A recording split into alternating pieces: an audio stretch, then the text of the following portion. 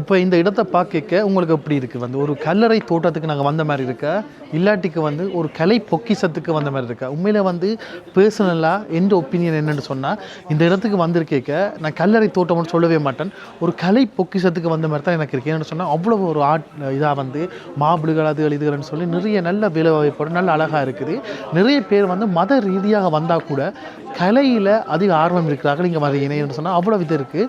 இப்போ வந்து உங்களுக்கு எல்லாருக்குமே தெரியும், தெமூரன் சொல்லி வந்து ஒரு மன்னர் இருந்தார். அதாவது இந்தியாவை வந்து அவர் வந்து செங்கிஸ்கான் காலத்துக்கு பிறகு இந்த இடத்துல வந்து, அதாவது வந்து உஸ்பெகிஸ்தானில் வந்து ஒரு சாம்ராஜ்யம் உருவாகுது. செங்கிஸ்கான் வந்து மங்கோலியாவிலிருந்து வெளிக்கிட்டு அவர் வந்து ஐரோப்பா வரைக்கும் போனவர். அதுக்கு பிறகு உஸ்பெகிஸ்தானில் வந்து ஒரு 100 வருஷத்துக்கு பிறகு ஒரு ராஜ்யம் உருவாகுது.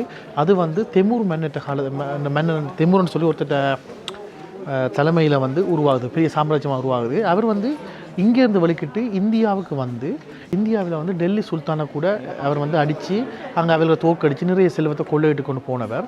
அந்த மன்னர்கிட்ட ஒரு மனைவியின் கல்லறை இங்கே இருக்கலாம்னு சொல்லின வந்து அது இந்த இடத்துல இருக்கு இவன் நம்பப்படுது. உறுதியாக இவருக்கு தெரியலையா?